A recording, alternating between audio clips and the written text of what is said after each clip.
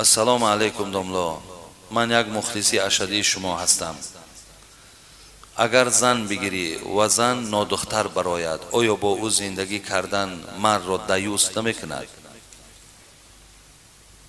دادرای عزیز، اصلا خدا پرده کند از او خواهرایی که وقتی در حیات نو قدم میزنن نادختر میباشند. شما را من یک روزی جمعه بود آگاه کرده بودم که حتی که از مردم های طرف اروپا برای ما کتاب ها، عالم هاشون کتاب ها آورده دادستان. حاضر میگن در گازیت SSR خوندیم، در یک مقاله گازیت SSR یک برادر ما همونجا نویسنده است که در دو هفته روی برو همون مقاله را نویساندن که در پنجکین تقسیمات همین کتاب الکی شده تمام شده است که فقط دلالتشان بر همین است که دختر وقتی شوهر کند شرط نیست که باید دختر باشد.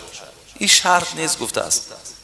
اکو ماها را تعلیم داده است که مقصد شما هم رنگ ما دیوس باشین، شما هم رنگ ما بیننگ و بیناموس باشین. چگونه که اون مردم عقیده شون همین است که وقتی که اگر زن گیرن و زنش اگر دختر براید از او خیلی ناراحت می شود. میگن تا البته دختری بوده که فعلی بد داشته که یگان مرد قطعی تو ساز نگرفت، تا البته رفتاری ناخوب داشته که یگان کس با تو عاشقی نکرد. ببینید خداوند که اونها را از جمله دیوس و بیننگ و بیناموس و بی ایمان که کرده است، همین فکر و همین عقیده را در ذهنشان جا کرده است. ولی ما الحمدلله مسلمانیم، آخر ما ننگ داریم، ما ناموس داریم. برای ما حتی که دختری که ببینین جوانای ما آنقدر با ننگ و با ناموسن که پیش از شوهر کردن، پیش از زن گرفتن میپرسند که این دختر از چه خیل دختر بود؟ آیا دخترای کوچه‌گرد نبود؟ دختری شبگرد نبود؟ دختری گویم که عاشق باز نبود؟ امروز جوانای ما و شما میپرسند. این از حساب چی است؟ از حساب که ایمان دارن بچه‌ها، ننگ دارن بچه‌ها، ناموس دارن. ولی اگر دخترهایی را که شما نکاح کردین و نادختر برآمد، این به طبیعت شما دادر عزیز.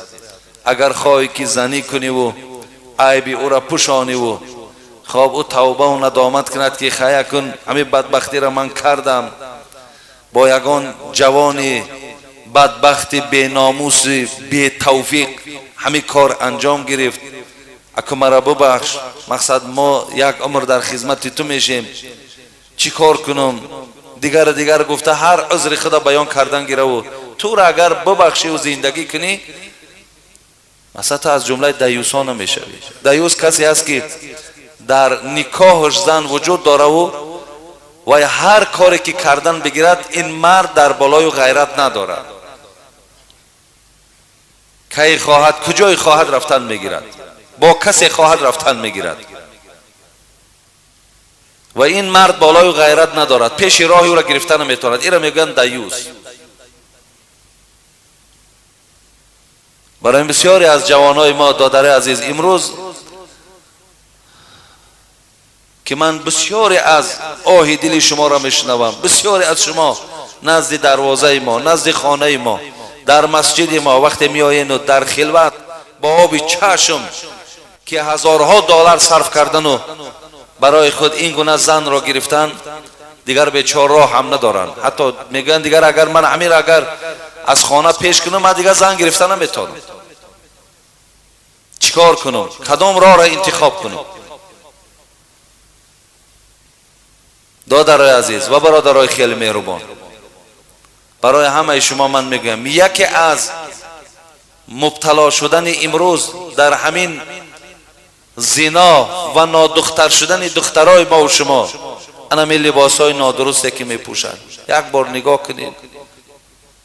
آخی نخواد دختری مسلمان، دختری تاجیک برادر عزیز، آخی یک یوبکه دارد تا همین کلچه زانوش هم نیست، از همین بالاتر و قسم پایان تماما لوچه هیچی نداره.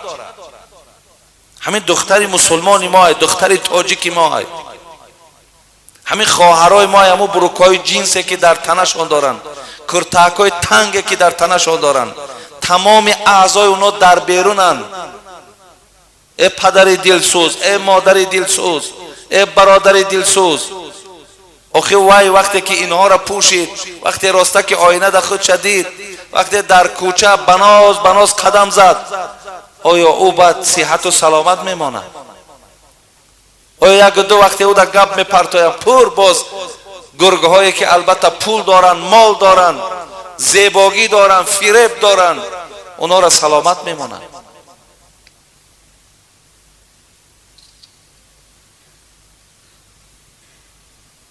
در اینا بسیار با اهمیت باشین. مکتب ما و شما طلب ایران ندارد دختری ما و شما با یک یوبکه و تمام بدن لج بیاید.